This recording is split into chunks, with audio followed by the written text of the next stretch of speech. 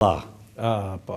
Tani, shqiptarët kanë bërë më shumë për Turqinë se sa Turqia për Shqipërinë. Sepse 33 kryeministra bashkë sadrazam kanë drejtuar peranorinë osmane në cilën e kam libri tjetër. Vezirët të mëdhenj. 28 kryeministra dhe me qindra general. Dhe mas tyre, erdhi ata turku me origjinë nga Golloborda, dëtoi shtetit demokratik ligjor dhe laik Turqisë. Se ata turku është me origjinë nga Ema. Golloborda. Nga Ema. Jati. Nga Jati? Nga Golloborda, në Selanik, nga Selaniku në Stamboll. Sa i në Selanik ka jetuar? Vajti ai, po gjyshi ti se krau. Ecë Golloborda shtëpia, është bësh ajo muzeumi. Ky nga Selaniku shkoi në Stamboll dhe vazhdoi gjithë akademitë u bë shef shtabrëgjishëm. Ata turku është nga Golloborda. I Forës Prerë. Unë kam hyrë në arshivat në Turqi, i Forës Prerë. Foto tjetër? Edhe kjo bile nuk e shprete, po thonë se sërgjyshe sa është nga peja. Po, nuk të pyeta kohë. Duke qeshur e thashe ma bëri kështu mua. Sepse dhe ata turku... Je ke pjutur? Sepse dhe ata turku djoj, nuk thosha se jam shqiptar. Por ama, gjithë bodyguardet e ti e morën dhe shqiptar. Nuk e thoshe që jam shqiptar? Jo. Po pëse se thoshte? Vetë thoshe dhe morë Shqipërinë. Qillerin që ke origjinë nga peja, që fa? Ja bëri kështu? Mos ma meri për kështu, sepse tani ka në moment fare. Kur shkonë me Hilton në Sheraton, se mene pjesë të ceremonit në koktejet e ditës kombëtare të shteteve 110 ambasador, dhe të forcat armatosur 90 atashe ushtarak, pa 200 dhe ishim në Hilton në Sheraton. Kur vinë dhe kjo, janë dhe shpitarët, Sam Shekonte, Nasës Sënëz, Albajon, dhe habiteshin si jeni zote kolonel, dhe gjithë personel diplomatik habiteshin, si shte mundur që kjo kryeministre pikrisht atashe ushtarak Shqipërisë. Pse? Sepse kryuam ato marrëdhënie bashkëpunimi të sinqerta, dashamirëse. Plus që gjaku duhet jetë shqiptar. Foto tjetër. Çfarë ishte sigurimi i shtetit? Ishte një institucion që mbrojti shtetin apo një institucion kriminal që mbrojti regjimin komunist Enver Hoxhës? Tani janë dy drejtori qendrore. Është drejtoria e sigurimit të shtetit që quhet kundër zbulimi, që vepron brenda teritorit të Shqipërisë. Është drejtoria e zbulimit që vepron jashtë Shqipërisë. Drejtoria e zbulimit ka mision për ndjekur veprimtarinë e shteteve dhe personaliteteve të tjera kundër Shqipërisë. Nësa kundër zbulimi, ky sigurisht autoritar, është veprimtarinë që kryhet brenda Shqipërisë, kundër zbulim. Dallonin këto dy? Dallimi më shumë. Çfarë bënin këta brenda? Këta kanë pat problemet e tyre që i drejtohet politika dhe ka bërë gabimet e tyre. Ama! Shumë but efekt. Ama! Kanë bërë krime. Dhe kanë bërë. Ama, zbulimi i shtetit nuk kishe këtë mision. Nuk e kishe. Kishe sigurinë në botën adheut, nga të huajt. Pra du bërë dallimi. Nuk kanë kulturën e nevojshme shqiptarë, kanë trojnë. Janë dy drejtori me misura këtë të përshme. Pra, drejtoria e zbulimit, pra kundër zbulimit, pra drejtoria e parë e sigurimit të shtetit kjo Ministri e Brendshme dhe drejtoria kundër zbulimit në Ministrinë e Brendshme kanë sjell pasoja në trajtimin dhe në ekstremizmin që kanë bërë njerëzit. Siç u bën deri tek Mehmet Shehu dhe Kadir Hasbiu. Do të pyes, foto tjetër. Çfarë foto është kjo? E ke këtë foto, e ke parë në këtë foto? E kam parë. E ke parë? Ai përgatiti këta gjithë që dorë kundër atij. Të gjithë ai përgatiti. Tani ti ke me Enverën me As për njërin. Me Shqipërinë, me Adheun. Po si përfundoi? Janë kalimtar gjithë. Si përfundoi drejtori i sigurimit në pushkatim? Cili drejtori i sigurimit? Kadir Hasbiu ka qenë një nga drejtorët e sigurimit dhe pastaj ministri i Brendshëm. Po. 30 vjet ministri i Brendshëm. Kadir Hasbiu ka qenë ministri i punëve të brendshme me shehut më i afti. Më i thelluari dhe më koordinuari dhe grupi Xhevet Mustafas u bë skenari pikërisht për ta futur në ligjin e azhësimit Kadir Hasbiun. Na e trego, po, e kam lexuar me shumë. Na e trego historinë e grupit Xhevet Mustafas, sepse është një nga pikat, një nga momentet më të rëndësishme vetë në libër. E mbyllë zyrtarisë zbulimit të shtetit. Se erdhi fundi. Xhevet Mustafa ishte njëri dihet kush është pa vlerë në Shkodër o Arratis. Dhe shkojnë në Amerikë, hanë dhe pinë dhe andeje poshtë e lashtu fare dhe UDB-ja, e ndikje me vëmendje ambasade UDB-s, oficialet e zbulimit të UDB-s. Dhe UDB-ja kishte një femër shumë të bukur me origjinë shqiptare nga Maqedonia e Veriut. Agjen e tyre dhe i fut atë femër e bukur. Dhe u bën, u dashuruan, u lidhen. Dhe i bëjnë pasaportë me emër tjetër me një fund e kam, pasaportën. Ati edhe fillojnë përgatitje për asjenë Shqipëri. Zbulimi jo nuk shërën në erë akoma. Farë? Nuk shërën akoma fillimit kështu farë. Me qëfar sunimi, me qëfar sunimi të hedhe në Shqipëri? Krijimi në Shqipëri të vazhdimit të konflikteve të vllavrasjes në Shqipëri. Ardhja tia do të organizohej si kur kështë ardhë të vrarë Hoxhën. Si të vrisë Hoxhën? Me 3 të vrisë Hoxhën këja? Me 3 do vinë në Rogojina këtu të vine. Ta themu. Dhe... Me 3. Me 3 merdi. Dhe një agent shqiptar nga Maqedonia e Veriut jetonte në Amerikë. Dhe ishte agenti shtetit tonë. Paguaj dhe pret biletën avionet, hip në avionet nga Amerika në Romë. Nuk ishe pret biletën në Romë i Tiranë, mos bidin vazhdimësia tia. Ndonjë në Romë, të nese pret biletën Romë, Itali. Romë, Tiranë?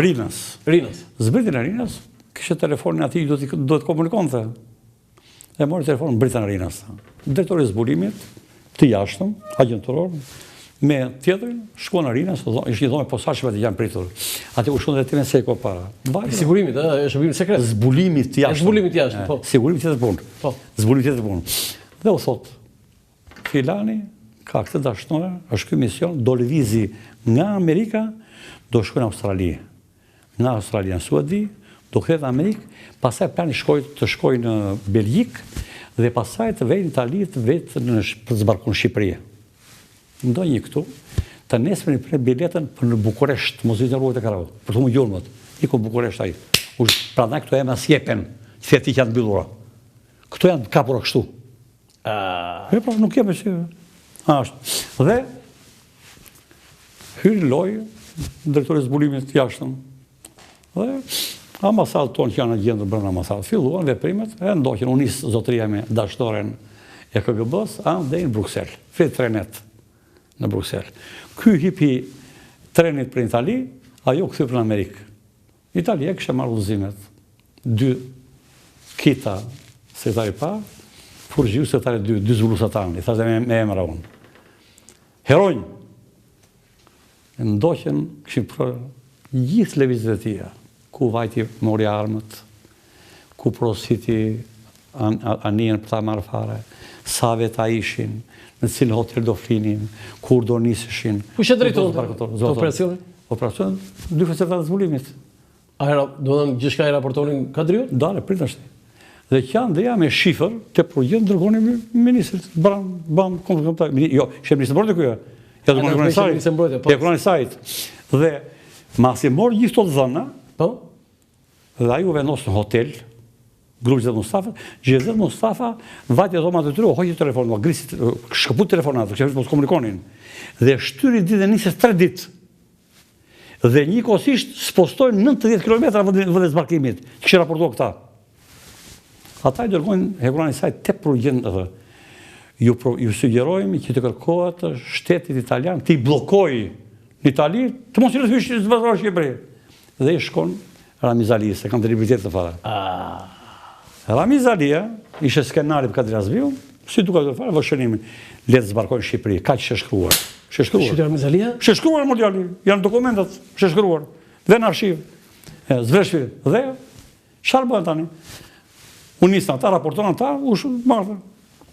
Hekurani saj, që bë skenari për Kadri Azbiu, pse nuk e pritën bandën sa hynë të pylli të arrestot azisërën për kanë dhirë Rogozhin? Po, këmë ka përdo më përshë. Bravo! Hekurani saj me 2 bodyguard, basër orënës, shkon në për pyll dhe vete afër lumit në këmë teja. Kadri Azbiu ishe divizionin e Elbasanit. Dhe u bë për plasjet të di armat, terror, ajo farë. Dhe njoftojnë Kadri Azbiu dhe Kadri Azbiu vjen me njëherë në Rogozhin. Kur vjen e Kadri Azbiu, vjen dhe nga kështë vato tej hekurani saj. E dio to, u ngritu gjithë. Bandë mora e sisoj me njëherë, që skenari, që ka banda. Dhe Kadri Azbiu hipër në tankë dhe thotë, dorë, i thotë ati, gjithë Mustafa, jam hekurani saj, Kadri Azbiu. Si përfondim u vrabu e fare, dhe kur Kadri Azbiu të betë ku fare, i thotë, afrote hekurani saj, ma rojë misioni jotë. Kadri u kështu. dhe hipët makinës dhe largohet e Kuralisaj. Vjen Shqipëri, vjen Tiranë. Tiranë? Ashtë. Thret, Enver Hoxha i ke një pjesë aty, Kadri Azbiu. Edhe akuzon. Edhe i thotë, si ishte mu, do thotë, pas kam përgatitur grupin e Gjevdet Mustafa të ta zgjisoj ty, thotë. Gjevdet Mustafa nuk do vide me treni, thotë, edhe me rrugë këte, thotë, ta zgjisoj ty. Pastaj si do hyjë në Tiranë? Si mund ta zgjisoj ty? Këte thotë do strehoj këtu. Ku janë këto dhëna? Kush ka dhënë? Unë jam vetë asaj fushë, ja poshtë. Po i thotë. Ti ke qenë në zinxhiri, thotë i Mehmet Shehu, sepse në vitin 1966, në mbledhjen e Këshillit të Mbrojtjes, kur Mehmet Shehu propozoi që të bashkohej dega zbulimit agjenturor të Ministrisë së Mbrojtjes Ushtarake jashtë shtetit me zbulimin politik, ti nuk kundërshtove, po i bashkuat, sepse do ndërgonte mua agjentura ushtarake jashtë shtetit që Mehmet Shehu është agent, do vetëm se bote, kur kishte varësi do më jepje mua. Unë bashkë vendos me ta. Po tha.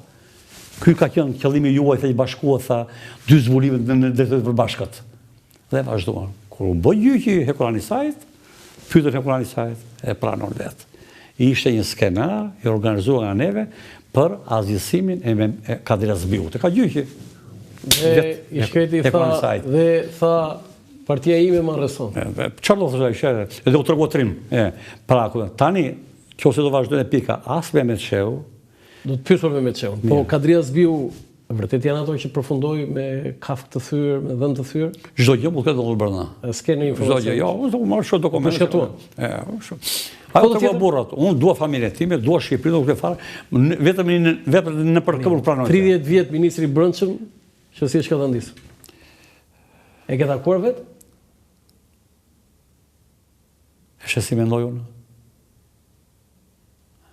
U ktheva nga Rijeka Jugosllavisë. Gani Kadria, po i them emra sot, burri zonjës i vodhi parat e Shqipërisë, Gjallëzës së Shemsie Kadria. Gani Kadria ishte zëvendës atashe ushtarak, zëvendës atashe tregtar në Rijekën e Jugosllavisë. Atasheu ishte Ministrisë Transportit, varet nga Luan Babametua, nësa Gani Kadria kishte marrë shkollën e zbulimit politik dhe kishte emëruar aty për shkollën e zbulimit. Po? Kjo Gani Kadria ishte i pamshëm me gjithë zonjën e tij. Shemsie. Unë vajta në Rijeka Jugosllavisë sepse në kishte ardhur informacion që 2 kryqëzor dhe një nëndvese ruse do nishin nga Sevastopoli për Rijeka Jugosllavisë.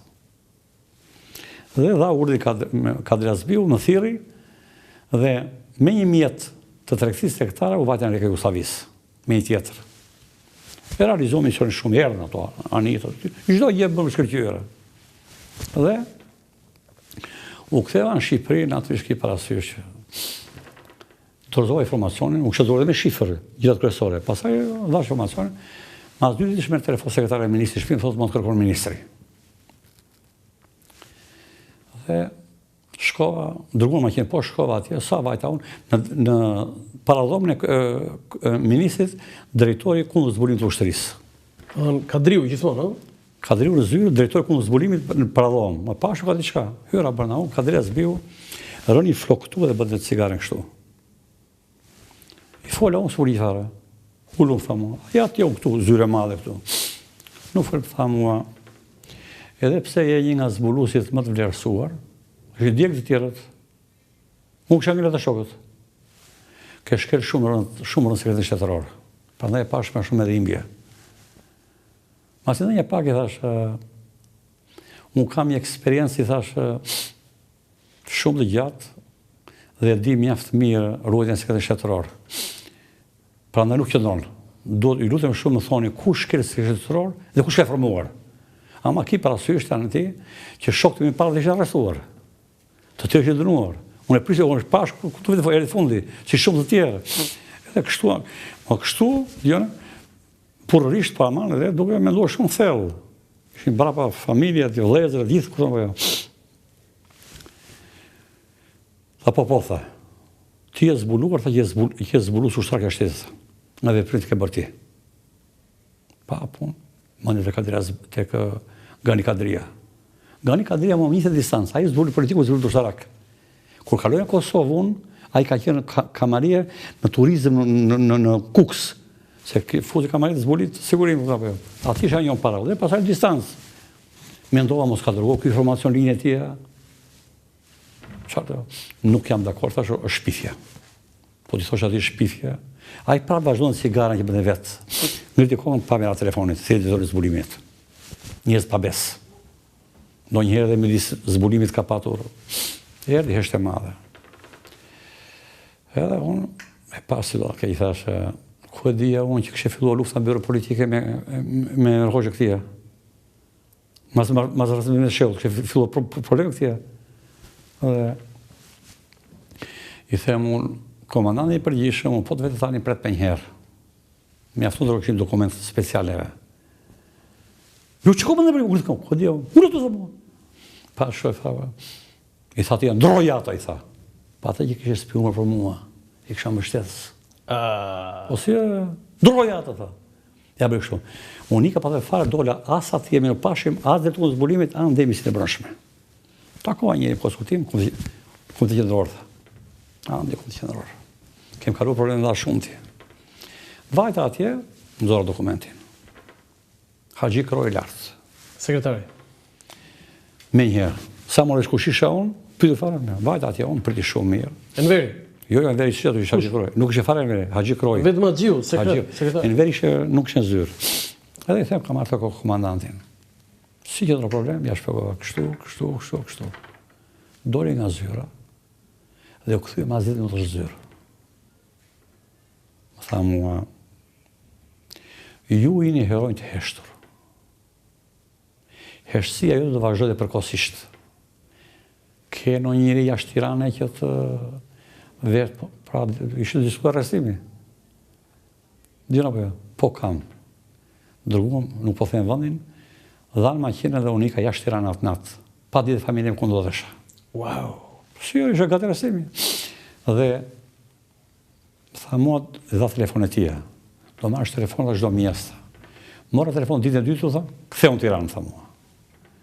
Unë ktheva në Tiranë dhe Kadria Zblyk kishte nxjerrë urdhrin të nisesha urgjent për në Konstanca të Rumanisë. Ai tjetri ishte zhdukur. Që më kishte vënë fund, kishte vënë tjetër në bështetjen tim. Ama ishte burror. Burror, ë? Burror. Ka ardhur keq kur morë vesh u përshkatuar? Detyrimisht, sepse unë ishe kisha bidjen time që armik nuk ishte, sepse i dashur gazetar, ashtu si shti bërë intervisti gazetar, unë di shumë mirë procedurat. Të bësh agent, do hedhësh firmën që pranove se i agent. Se pa firma, i së vëdu të lakur gryk. Do hedhësh firmën, pranosh i agent. Që pranove agent, qërë do bësh? Do marrësh parat. Kur me parat, do hedhësh firmën. Do marrësh informacion, do hedhësh firmën, 3 firma. As me të sheu, as Kadria Zblyk, s'kan as i dokument. Edhe sot, si Amerikanë e kënë djekun, edhe ajo atër, nuk ka as i dokument për të Ja do të pyes. Foto tjetër?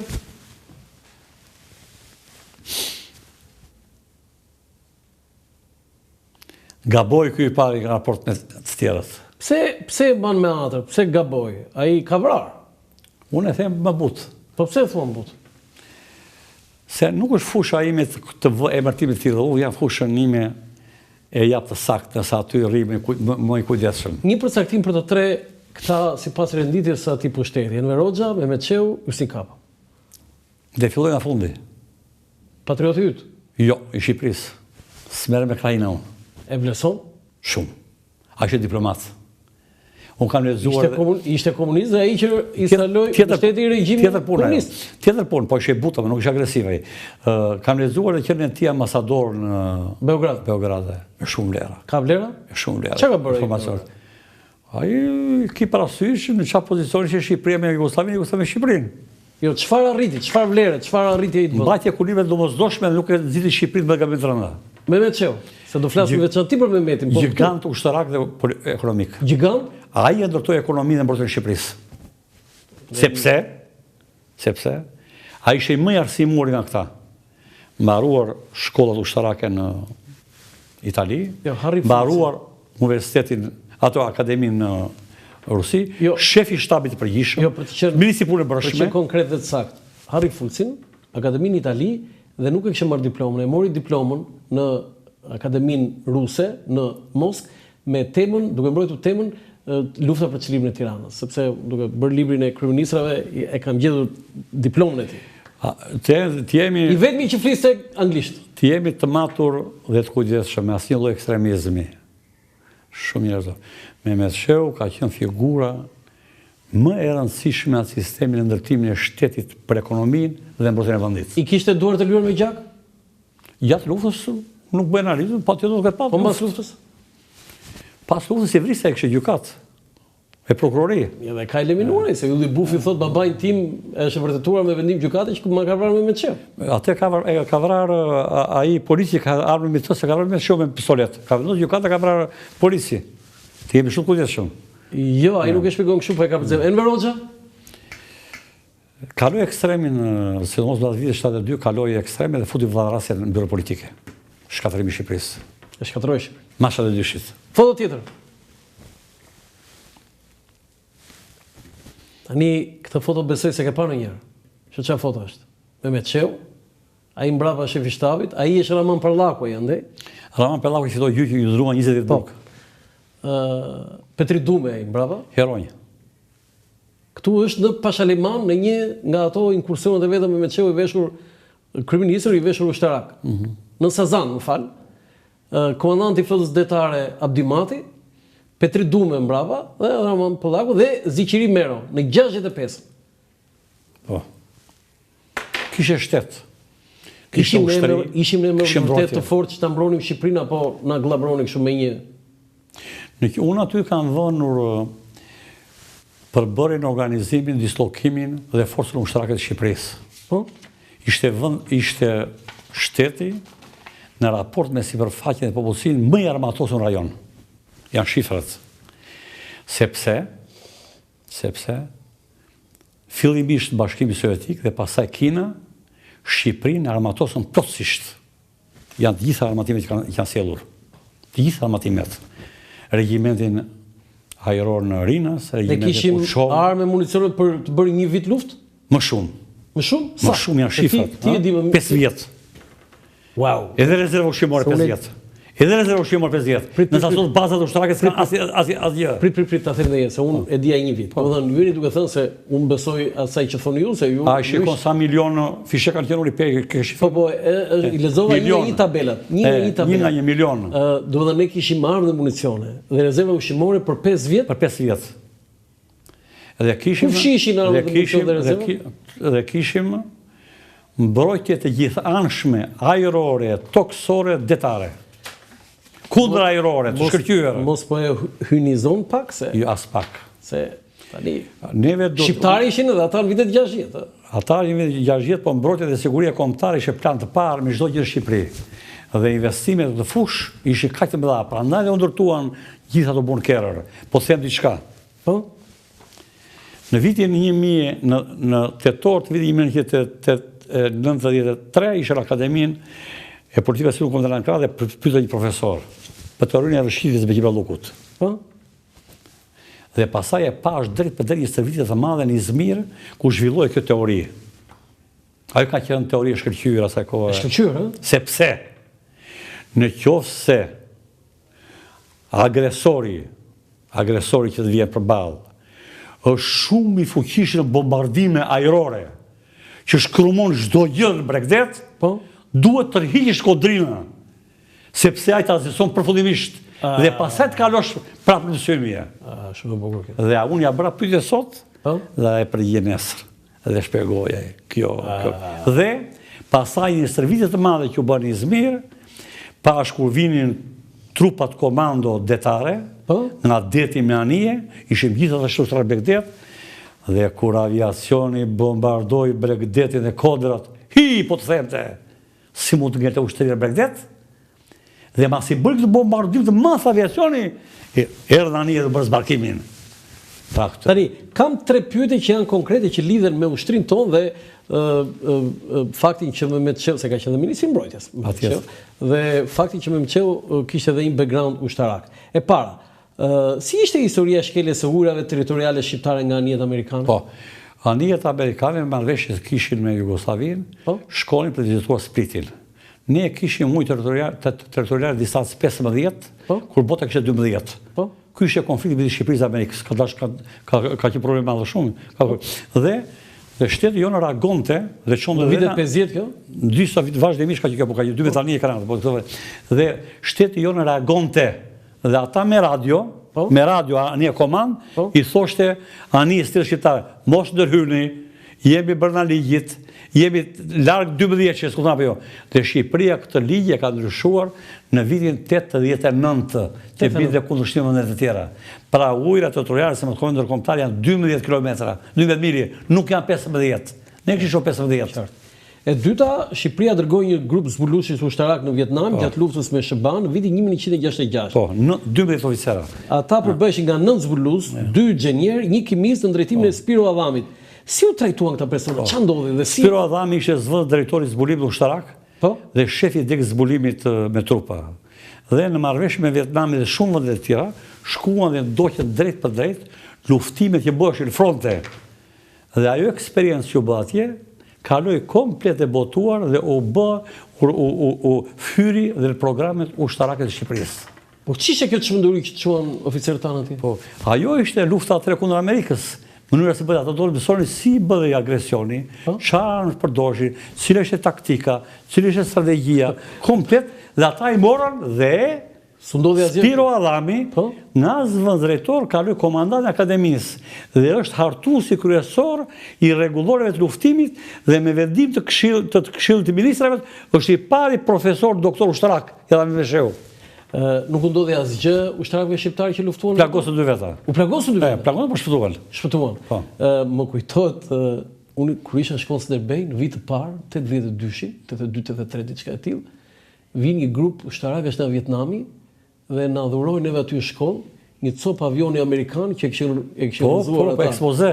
Po, dhe një rezistencë e jashtëzakonshme. Edhe u bë bitëm në fakt, po nuk e di do doja sot ta kisha unë atë copën e avionit. Dhe mund ta lojmë. Po ku u mbyll shkolla? Po, u mbyll, mund të kenë arshiva. Tjetra, ju shkruani në këtë libër, që ky është gjëveri, nuk është libër, që Shqipëria dhe ushtria shqiptare ka pasur një plan për ndryrë ushtarakisht për marrjen e Kosovës. Po. Çfarë po mbante ky plan? Shpërthimi. Dhe na shpjegoj pak këtë. Dhe në cilin vit? Dhe kush hartoi? Kanë qenë 3 veta vetëm që kanë bërë planin. Kush ishin ta? Sëvendës ministri Mbrojtje, shefi shtabi i përgjithshëm dhe drejtori i zbulimit të materiale. Tani si quheshin ti themi? Operacioni shpërthimi, jo. Operacioni jo, të lehta. Është sekret? Po nuk është mirë tani. Operacioni shpërthimi. Operacioni shpërthimi u hartua plotësisht me pjesëmarrje masive të forcat armatose të Shqipërisë në kohën që do vdiste Titua dhe lufta do bëjë zënsimin e tij, kjo pritej. Dhe reagimi i do të bëni shqiptarët në Kosovë, në Malëzi dhe në Maqedoni. Plani nuk ishte në Kosovë. Plani ishte që gjithë bota shqiptare, gjithë bota shqiptare të bashkoheshin në një. U bë plani. Në Malëzi, në Kosovë, Kresheva dhe Maqedonia. Aty janë përcaktuar sa trupa do hyjnë në Kosovë, sa në Malëzi, sa kam parë hartën. Sa të gjitha kam parë hartën. Sa trupa, të gjitha me radhë, kupton apo jo. Dhe masi u diskutua, vetëm koka. Në cilin vit u hartua? Edhe hartua e Enver Hoxha Firmosi. Ruani në zyrën tepër sekrete me 2 kasaforta. 2 kasaforta. Një çelës e mante ministri. 2 kopje? Një çelës e mante ministri. 2 kopje me 1 kopje? Dale. 2 kasaforta, secili kasafort me 1 çelës. Një ministri, një shefi shtabit. Shefi shtabit kishte kasafortët tepër ato materialin, këtu ishte harta. Dhe kur erdhi Safet Xhulali, ministri i Mbrojtjes, hapi kasafortën dot. Njoftuan Kisho Musakin. Po? Erdhi Kisho Musak, çes me vetë se do të çesë. Hapi kasafortën, dorëzoi materialet me protokoll, me firmë, dhe pastaj Kisho Musaki ja tha qofshi mirë. Ky është material eksakt. Ekziston kjo sot në arkiv? Ti e ke parë? E kam parë. Tani çfarë kishte materiali? Materiali ishte komplet organizimi ushtarak i operacion shpërthimi për i marrjen e shpërthimi quhej operacion shpërthimi për i marrjen e të asaj amore trojve shqiptare Kosovës dhe rajoneve të tjera shqiptare. Tani, me sa... Ishin mbi 70.000 trupa. 70.000, sa trupa 70.000? Mbi 70.000. Çfarë armësh do përdornin? Të gjitha armë që Shqipëria. Artilleri? Të gjitha armë, Të gjitha? Të gjitha armë, tanke, çdo gjë. Tankët? Është komplet gjithë. Këmbësori? Tamam operacion ushtarak, mësymës, jo brojtjes, për para brojtjes, mësymës. Për herë të parë ishte ky operacion? Për herë të parë. Pra, hera e parë që Shqipëria lisonë e saja, do ndërhyte në një territor tjetër. Dhe pse shqiptarë, pra kishë marrë tjerët, për shirë me tyre. Tani, mos ishe eufori ky, e arrinim në... As pak. E arrinim? Jo. As pak. Kej parasysh që këtu pritet një krizë e madhe politike brenda Jugosllavisë, që nuk mbaj sa mendohej. Po të ishte bërë një krizë kaq e madhe, do veprohej. Edhe ky plan është rinovuar, rigjeneruar fare në vitin 1991 kur bën demonstratat e mëdha në Kosovë dhe hyri me forcë milicia dhe ajo ushtria serbe në Kosovë. Prap është bërë aty kur zbulimi ushtarak të mënyrë të jashtëzakonshme, ja tu e ke dhe me hartë ndiqte dhe përcaktonte çdo ditë përbërjen e organizimit, dislokimit dhe lëvizjen e forcat armatosura të Serbisë mbi Kosovë, duke marrë raporte tepër sekrete nga shefi i shtabit përgjithshëm që komandonte deri në komandant e batalionet urdhrat që jepte. Dhe në këtë kohë u krijua një diferencë, ja Pera Çavushi, ja, shi harta. Jepte zbulimi jonë. Edhe jepte, shko që jepte, radiogramet. Kjo njësi këtu, ky repar këtu, ky këtë fare dhe kur vinin informacionet tepër urgjent nga qendra jonë e zbulimit, i vinin Ministri i Mbrojtjes dhe Komandanti i Përgjithshëm, ngrihet Kadriazviu dhe shkon urgjent në qendrën atje. Dhe pa material, ku dëgjoi jugosllavisht ai shefi i shtabit përgjithshëm, jep të komandantit të divizionit, veproni këtu. Pra gjithë situata ndiqej dorë. Wow. Dora kuptova jo. Dhe aty tha me hoxha. Zbulimi i jashtëm agjentoror do lashloje. E bëri zbulim ushtarak. Pera Çavushi ka qenë jep deklaratat politike. Nësa zbulimi ushtarak jepte komplet lëvizjet e ushtrisë, komplet aty i përsëriti.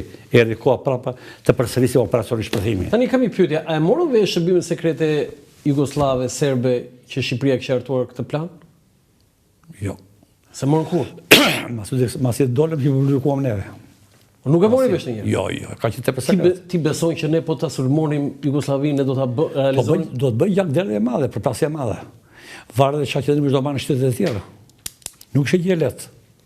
Por ama ishte domosdoshme. Po pse nuk u bë plani? Të thash sepse nuk u bë ajo krizë e madhe politike dhe ndërluftuese. Një krizë politike.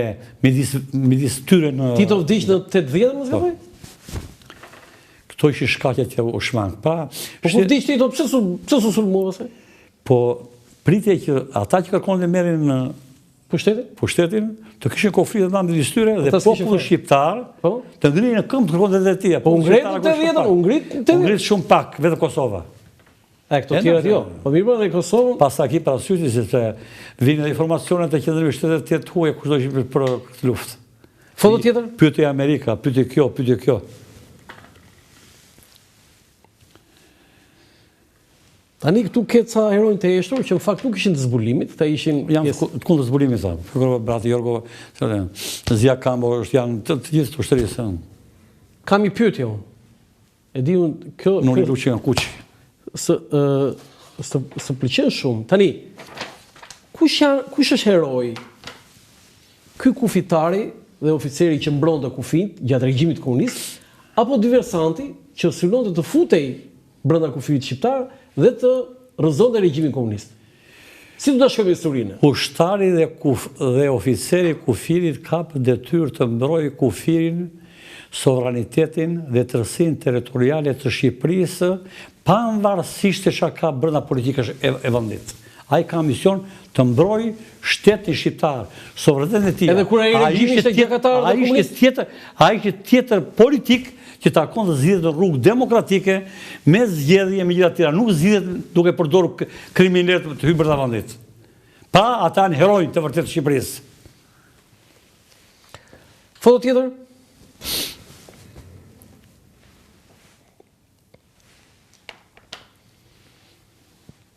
Ja që ka shkruar Enver Hoxha. A ishin këta heroj?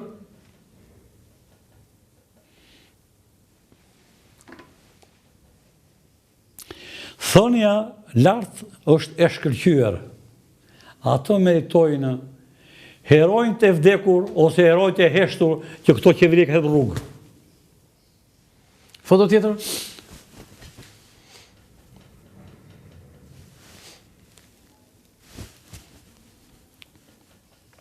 E këtë ishte të ajo pjesa e ushtrisë. E kishim ne kapacitetin ushtrisë për të bërë atë luftë?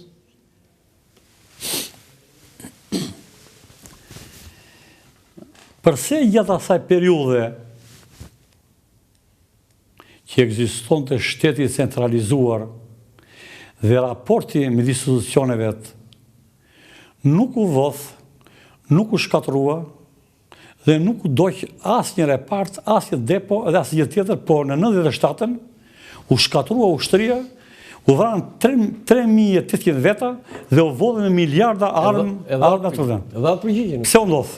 Edhe atë pra, jo. Kishim shtet. Duan, s'duan, ne sistemi ti, e ekziston shteti. Foto tjetër?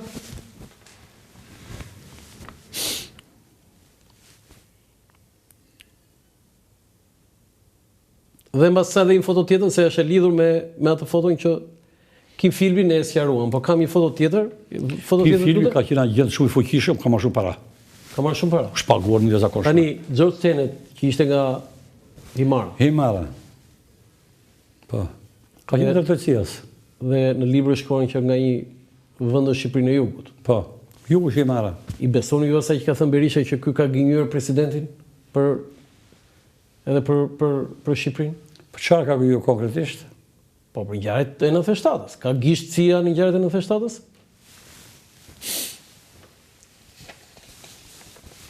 Tani gjithmonë duhet maturi në çdo lloj përgjigje për njeriu. Në ngjarjet e vitit 97, natyrisht që konfliktet që krijoi Berisha me Amerikën influencua shumë. U krija ftofësia dhe erdhi zëvendës sekretari i Shtetit të Amerikës për vizitë në Shqipëri dhe presidenti i Shqipërisë e priti. Marrëdhëniet ishin të fundit fare dhe mëteja kur po merrte zjarr Shqipëria, 2 helikopterë nga aeroplani John Kennedy, erdhi unë në ambasadën në stadion, në fushën e stadionit. Dhe ambasada u mbyll fare, pra e braktisi. Pra CIA ka pat probleme, edhe Amerika ka pat probleme me Amerikën, me Berishën, por e psoi Shqipëria. Pse Shqipëria? Qartë. Tani po të them diçka. Në lidhje me këtë që thot Berisha, Harxhi, që u bë zëvendës ministër e punëve të jashtme, ja rrojme ka pat Turqia. Edith Harxhi dhe Mal Berisha bën një studim dhe botuan veprimtarinë e CIA-s kundër Shqipërisë në 97-ën. E madhe. Ai botimi e nxjerr komplet CIA-n që ajo ka qenë kryesorja e dramës së Shqipërisë në 97-ën. Kur Berisha e propozoi Zoli Haxhi për ambasadore në Amerikë, i vajti shkresa tek Alfred Mojsiu. Alfred Mojsiu ju paraqit materiali që është shkruar jo. Dhe ai vuri shënimin.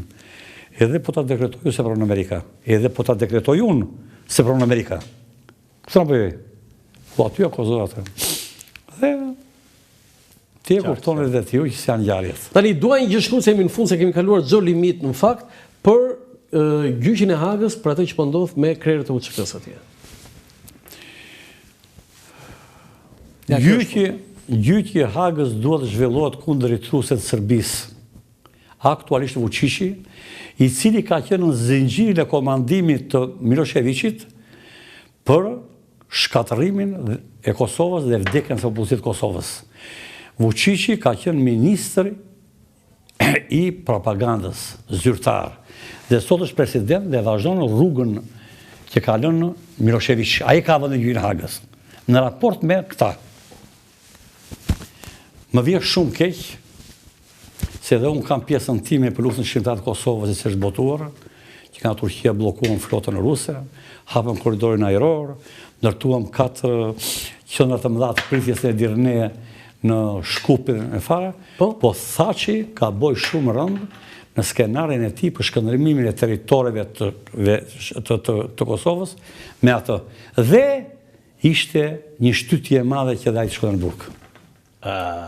Por kërkojmë shpirtërisht sa më parë dal në Burgu. Janë bitë e Kosovës që sakrifikuan jetën. Edhe po nëse kanë gabuar, kanë gabime shumë të vogla, nësa Serbia me Vučićin kanë faje të rënda.